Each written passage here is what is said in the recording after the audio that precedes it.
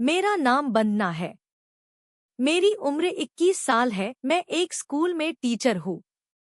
मैं मेरे माता पिता के साथ एक छोटे से घर में रहती हूँ।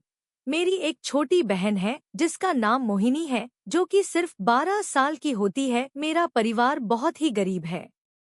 मैं अपनी स्कूल की आमदनी से घर के खर्च नहीं चल पा रहा थी, इसलिए मैं स्कूल के बाद बच्चों को ट्यूशन पढ़ाने का काम भी करती हूँ। मेरे पिता एक सोसाइटी के वॉचमैन हैं, जो कि दिन में काम करते हैं। मेरे पिता की उम्र भी काफी है। मेरा कोई भाई नहीं है। वो अपनी दोनों बेटियों से बहुत प्यार करते हैं। एक दिन मैं अपने स्कूल में होती है। मैं अपनी क्लास लेकर जैसे ही स्टाफ में लंच करने के लिए आती हूँ और स्कूल की टीवी पर एक न्यूज़ चल रही होती है कि एक छोटी सी बच्ची जो कि सिर्फ 12 साल की होती है, उसके साथ दुर्व्यवहार 4 अधेड़ उम्र के लोगों ने किया है। मैंने यह सुनकर भी अनसुना कर दिया। मैं बाहर की दुनिया के लोगों से कम वास्ता रखती हूँ। मैं बातें बहुत कम करती हूँ, इसलिए मेरे दोस्त भी बहुत कम है। मेरा एक स्टूडेंट है रोहन, जो कि मेरे पास ट्यूशन पढ़ने आता है। उसे उसके अंकल छोड़ने आते हैं। उनका नाम रजत है। वह मेरे पहले दोस्त बने। धीरे धीरे हम दोनों में प्यार हो गया, लेकिन यह बात मैंने अभी अपने घर वालों को भी नहीं बताई है। हम दोनों एक दूसरे से शादी करना चाहते थे। रजत बहुत ही अच्छा लड़का था, जो कि मुझे बहुत प्यार करता था। हम दोनों अक्सर छुप छुप कर मिलते थे। हम दोनों शादी करने का भी फैसला ले लिया था। एक दिन मैं अपने स्कूल से वापस अपने घर आई तो मेरी बहन मोहिनी मुझे घर पर नहीं मिली। मैं बहुत डर गई थी कि कहाँ गई है। तभी थोड़ी देर बाद मोहिनी घर आ जाती है। मैंने मोहिनी को बहुत डांट लगाई। बचपन में मेरे साथ जो हुआ उससे मैं बहुत डरी हुई थी। जब मैं 10 साल की थी, मैं और मेरी माँ घर में अकेले थे। तभी मेरे ट्यूशन टीचर घर पर पढ़ाने आए। उन्होंने मेरी माँ से कहा कि वो उसके लिए चाय बना दे। घर में चीनी खत्म हो जाती है। तभी मैं माँ से कहती हूँ कि मैं बाजार से चीनी लेकर आ जाती हूँ। पर मेरी माँ कहती है कि मैं खुद ही लेकर आ जाती हूँ, तू पढ़ाई कर ले। पर मुझे वो बिल्कुल भी अच्छे नहीं लगते थे। वो मुझे गलत तरह से छूते थे। उनका छूना मुझे बिल्कुल भी अच्छा नहीं लगता था। मैंने बहुत कोशिश की माँ को रोकने की, पर वो मुझे उस दरिंदे के पास अकेला छोड़कर चली गई। मैं बहुत डरी हुई थी। तभी टीचर बोला, इधर आ और मेरी गोदी में बैठ जा। मैं उसके पास जाना नहीं जाती थी। तभी वो मुझे हाथ पकड़कर अपने पास खींच लेता है। मुझे इधर उधर छूने लगता है। तभी मेरे पापा आ जाते हैं और मुझे उस दरिंदे से बचा लेते हैं। मेरे पापा ने मुझे बताया कि डरना नहीं है, बल्कि अपनी रक्षा करनी है। इसलिए मैं अपनी बहन को लेकर बहुत परेशान रहती थी और उसे बाहर जाने पर रोकती रहती थी। एक दिन मैं अपने स्कूल में थी, तभी मैंने देखा कि उस छोटी बच्ची के केस में पुलिस मेरे पापा को पकड़कर ले जा रही है और उनको 5वां आरोपी बताया जा रहा है। ये सुनते ही जानो मेरे पैरों तले जमीन हिल गई हो। मैं बहुत घबरा गई और डर गई। ये नहीं हो सकता है। मुझे अपने पापा पर पूरा भरोसा है, उन्होंने ऐसा कुछ नहीं होगा। मैं सीधा पुलिस स्टेशन पहुंची। मैंने इंस्पेक्टर से कहा कि मुझे अपने पिता से मिलना है, लेकिन इंस्पेक्टर ने मुझे मिलने नहीं दिया और बोला कि उसके पिता यहाँ नहीं है और मुझे घर जाने के लिए कहा। साथ ही बोला कि मैं अपना घर छोड़कर कहीं चली जाऊं। पर मैंने ठान रखा था कि मैं अपने पिता को छोड़कर कहीं नहीं जाऊंगी। मैं अपने पिता से एक बार मिलना चाहती थी, उनसे बात करना चाहती थी और उन्हें बताना चाहती थी कि मैं उनके साथ हूं, पर इंस्पेक्टर मुझे उनसे मिलने ही नहीं दे रहा था। तभी मैं चुपके से स्टेशन में घुस जाती हूँ। मैंने देखा कि मेरे पापा अंदर है और उन्हें अंदर जेल में बंद कर रखा है। पर इंस्पेक्टर ने मुझसे झूठ क्यों बोला, मैं यह सोच ही रही थी। तभी दो महिला पुलिस मुझे देख लेती है और मुझे पकड़ लेती है, पर मुझे मेरे पापा से मिलने नहीं देते हैं। तभी वह रजत आ जाता है। रजत वहां से मुझे चलने के लिए कहता है कि वो खुद मेरे पापा के लिए एक अच्छा वकील ढूंढेगा, और मुझसे कहता है मैं इस सब से दूर रहूं। पर मैं अपने पापा को कैसे अकेले एक वकील के भरोसे छोड़ देती। रजत को अपनी बदनामी का डर सता रहा था। वह मुझे खुलकर नहीं बोल पा रहा था। मैं उसकी बातें महसूस कर पा रही थी, लेकिन मैंने उसकी बात मानने से इनकार कर दिया और अपने पापा का साथ देने की बात कही। तभी रजत मुझे छोड़कर चला गया। मेरी हिम्मत टूटने का नाम ले रही थी। मुझे समझ में नहीं आ रहा था कि मैं क्या करूं। तभी मुझे अचानक याद आया मेरे पापा के दोस्त जो कि एक अच्छे वकील थे। मैंने सोचा मैं उनसे जाकर मिलती हूं। मैंने उन्हें सारी बातें बताई। उन्होंने मुझे भरोसा दिलाया कि वह मेरी जरूर मदद करेंगे। मुझे थोड़ी तसल्ली महसूस हुई। वकील अंकल मेरे साथ पुलिस स्टेशन आए और मुझे तो मेरे पापा से मिलने की परमिशन इंस्पेक्टर से मांगी। अब कहीं जाकर इंस्पेक्टर ने मुझे मेरे पापा से मिलने की परमिशन दी। मैं दौड़कर अपने पापा से मिलने गई।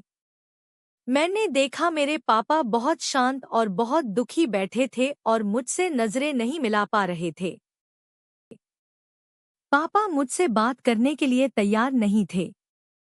मैंने बहुत बार बोला था आप मुझसे प्लीज बात करें, पर पापा मुझे एक शब्द भी नहीं बोले। तभी पास की जेल में बंद एक कैदी बोला, एक छोटी बच्ची के साथ इतना बड़ा दुर्व्यवहार करके कोई जिंदा कैसे रह सकता है? इसे तो मर जाना चाहिए, इसे जीने का कोई अधिकार नहीं है। तभी मैंने उसे बोला कि मेरे पापा ने कुछ नहीं किया है, मेरे पापा निर्दोष है। और मैं वहां से वापस बाहर आ गई। 1 महीना हो गया। मेरे पापा को बेल नहीं मिली। एक दिन वकील साहब का मुझे कॉल आया। मुझे मिलने बुलाया, मुझसे माफी मांगते हुए बोले कि मैं यह केस आगे नहीं लड़ पाऊंगा, मुझ पर दबाव है। अगर मैं तुम्हारे पिता का केस लड़ूंगा तो मेरा लाइसेंस रद्द कर दिया जाएगा। मैं नहीं चाहता कि मेरा लाइसेंस हो जाए। इसलिए बेटा मुझे माफ कर देना और तुम किसी और दूसरे वकील से संपर्क करो ताकि तुम्हारे पिता का केस वो लड़ सके। अब मैंने बहुत सारे वकीलों से संपर्क किया है, वे मेरे पिता का केस लड़े, पर कोई भी वकील मेरे पिता का केस नहीं लड़ना चाहते थे और बोलते कि एक बलात्कारी का केस कोई नहीं लड़ेगा। मैं बहुत परेशान थी कि मैं अपने पिता को कैसे बचाऊं। तभी मेरे पुराने वकील का असिस्टेंट मेरे पास आया और कहा कि मैं तुम्हारे पिता का केस लड़ूंगा। मेरे पास और कोई रास्ता भी नहीं था उस पर विश्वास करने के अलावा। अगले दिन हम पापा से मिलने जेल गए। मैंने पापा से बोला कि पापा, अगर आप हमें बताएंगे नहीं कि उस दिन क्या हुआ था तो हमें कैसे पता चलेगा? मैं आपकी मदद कैसे करूंगी? तभी पापा ने बताया कि उस दिन उनकी दिन की शिफ्ट थी और उनके दोस्त की नाइट की शिफ्ट थी। अगले दिन उनकी लड़की को लड़के वाले देखने आ रहे थे, इसलिए उन्होंने कहा कि उनकी जगह नाइट ड्यूटी भी मैं ही कर लूं। मैं तैयार हो गया। मैं किसी काम से लिफ्ट से ऊपर गया था, लेकिन लौटते समय लाइट नहीं थी, इसलिए मैं लिफ्ट से नहीं सीढ़ियों से वापस आ रहा था। तभी अचानक मेरे हाथ से छड़ी नीचे गिर गई। गिरने की आवाज सुनकर कुछ लोग सीढ़ियों से भागने लगे। मैंने देखा एक छोटी सी बच्ची बहुत ही संदिग्ध अवस्था में नीचे पड़ी हुई दिखी। तभी मैंने उसे गोदी में उठाया और उसके घर पर छोड़ने चला गया।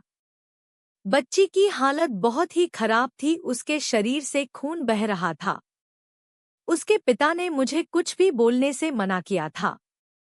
वे तुरंत उस बच्ची को हॉस्पिटल ले गए। हॉस्पिटल ले जाने से पहले उसकी मां ने उसे नहला दिया था।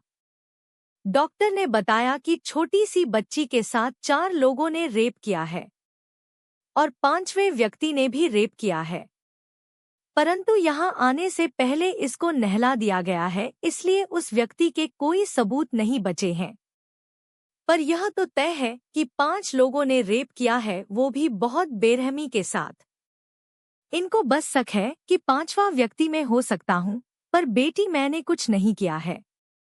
अगले दिन कोर्ट में सुनवाई होती है और 5 व्यक्तियों को कोर्ट में पेश किया जाता है और उस छोटी बच्ची को पहचान के लिए बुलाया जाता है।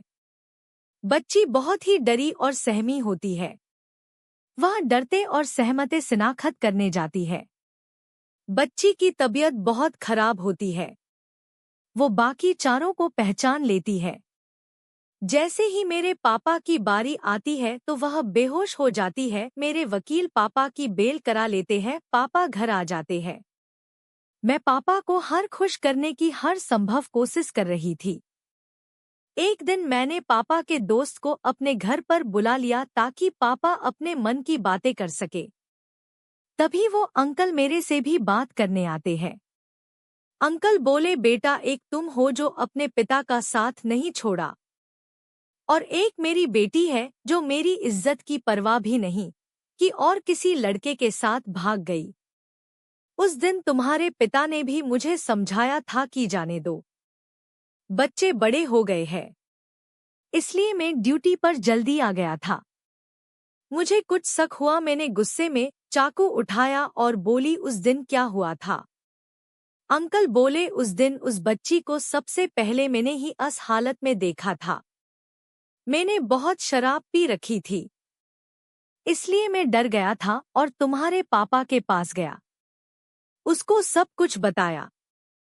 फिर वो उस बच्ची के पास गया। इससे ज्यादा मुझे कुछ नहीं पता है। तभी मैं उस बच्ची के घर गई और मैंने उस बच्ची से मेरे पापा के बारे में पूछा। बच्ची गुस्से में बोली, उन्होंने ही मेरे साथ रेप किया है और क्या जानना चाहती हो तुम? ये सुनते ही मेरे तो जानो प्राण ही निकल गए। मुझे उन पर इतना भरोसा था कि वो ऐसा नहीं करेंगे, पर उन्होंने किया। मैं सीधा पुलिस स्टेशन गई और अपने पापा के खिलाफ सारे सबूत दिए और पापा के दोस्त को भी गवाही दिलवाई। आज के बाद मेरा दुनिया को देखने का नजरिया ही बदल गया। लड़की कहीं भी सुरक्षित नहीं है, न घर के अंदर और न घर के अंदर।